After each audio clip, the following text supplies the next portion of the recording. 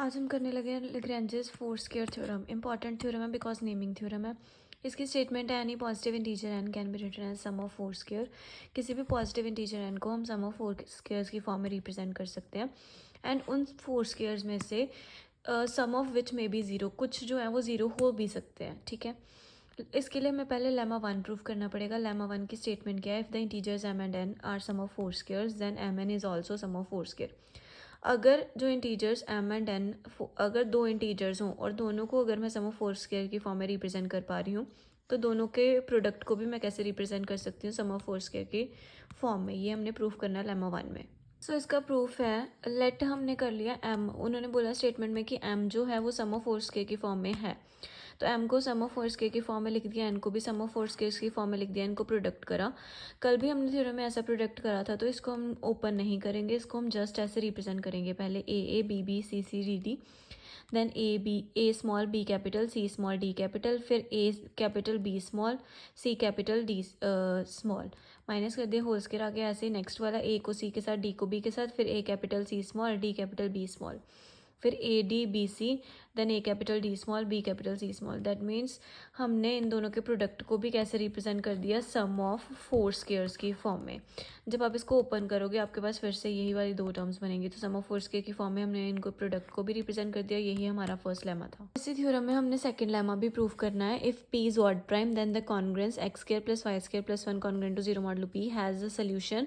हमने प्रूव करना है अगर पी ऑड प्राइम है जो देन जो कॉन्ग्रेंस है ये वाली, इसके सोल्यूशन होंगे। सोल्यूशन कौन कौन से? X not and Y not. Where X not less than equals to होगा P minus one by two, zero से लेके P minus one by two में, वाई नॉट भी जीरो से लेके P minus one by two. अब इसका हमने प्रूफ स्टार्ट करना है, तो हमने एस वन सेट कैसा लिया है?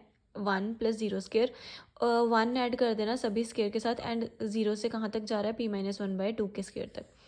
One plus zero square, one plus one square, two one plus two square up to so on. S two set में सारे क्या है? नेगेटिव के साथ। Minus zero square, minus one square, minus two square up to so on minus p minus one by two square. ये हमने set खुद let करें। Firstly we shall prove that all elements of S one are incongruent modulo P. हमने क्या proof करना है कि सारे एलिमेंट्स जो एस वन के हैं वो क्या है? Incongruent modulo P. इनकॉन्ग्रुएंट का मतलब क्या है? हमने प्रूफ करना है कि सारे क्या है? डिस्टिंक्ट, कोई भी एलिमेंट्स जो हैं, दो कोई भी एलिमेंट्स जो हैं वो सेम नहीं है। तो हमने लेट कर लिया ये किस फॉर्म में है? वन प्लस समथिंग स्केयर की फॉर्म में। तो हमने लेट करा one plus x one square, one plus x two square. आज टू एलिमेंट्स हो गए एस वन के, where x one S two जो हैं वो वन से लेके P minus one by two के बीच में, और ये दोनों जो हैं वो क्या नहीं होने चाहिए? इक्वल नहीं होने चाहिए। अब हमने लेट करा, इफ़ पॉसिबल लेट, हमने इनकॉन्ग्रुएंट प्रूफ करना है। इनकॉन्ग्रुएंट का मतलब हमने प्रूफ करना है कि ये दोनों इक्वल नहीं है। बट हम लेके क्या चले? हम लेके चले इन दोनों को congruent modulo P. One one cancel हो गया, X one square congruent to x two square modulo P आ गया। यहाँ से क्या आ गया? P divides X one square minus X two square. A square minus B square की आइडेंटिटी लग जाएगी। अगर पी डिवाइड करा दो चीज़ों के प्रोडक्ट को, या तो पी इसको डिवाइड करेगा या फिर इसको डिवाइड करेगा, बिकॉज पी क्या प्राइम। अब पी अगर इसको डिवाइड करेगा दैट मीन्स इससे मैं दोबारा से ये वाली चीज़ लिख सकती हूँ, x one congruent to x two modulo p, and x one x two मेरा वन से लेके P minus one by two. अगर ये p minus one by two से छोटे हैं तो पी से भी छोटे होंगे।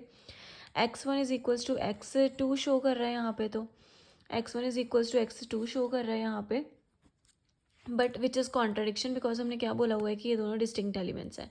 दैट मीन्स हमारी जो सपोजिशन है, जो हम इनको इक्वल लेके चले थे दोनों को, हमने ये सपोज किया था, वो क्या हो गया है?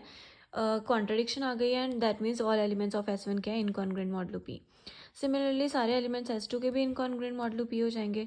इन दोनों के अगर मैं दोनों के एलिमेंट्स देखूँ कितने हो जाएंगे टुगेदर, कंटेन कितने एलिमेंट्स कंटेन करेंगे? Two times one plus P minus one by two, क्योंकि वन से लेके P minus one by two तक one P minus one by two elements हो गए, एंड एक ज़ीरो एलिमेंट भी तो है, तो वन से लेके P minus one by two तक P minus one by two element हो गए plus one. So one plus P minus one by two element हो गए टोटल। एंड दोनों की बात करनी है हमने, तो क्या हो गया? Two times. तो जब हमने इसका एलसीएम लिया तो ये टू टू कैंसिल हो गया। उसके बाद फिर पी प्लस वन इंटीजर्स, मतलब दोनों सेट को कंटेन कितने एलिमेंट्स कर रहे हैं? P plus one integers. हमने दोनों के इनकॉन्ग्रुएंट प्रूफ कर दिए। सेट एस वन में भी इनकॉन्ग्रुएंट मॉडुलो पी एलिमेंट्स हैं, एंड एस टू में भी इनकॉन्ग्रुएंट मॉडुलो पी एलिमेंट्स हैं। बट ये इन दोनों सेट में से कुछ एलिमेंट्स ऐसे हो सकते हैं जो क्या पता एस वन में भी हों, एस टू में भी हों। By pigeon hole principle some integer in S1 must be congruent modulo P to some integer in S2। कहते हैं S1 और S2 के एलिमेंट्स तो हो सकते हैं ना इक्वल। S1 में कोई एलिमेंट इक्वल नहीं है एक दूसरे के, S2 में कोई एलिमेंट इक्वल नहीं है, बट S1 और S2 के तो हो सकते हैं।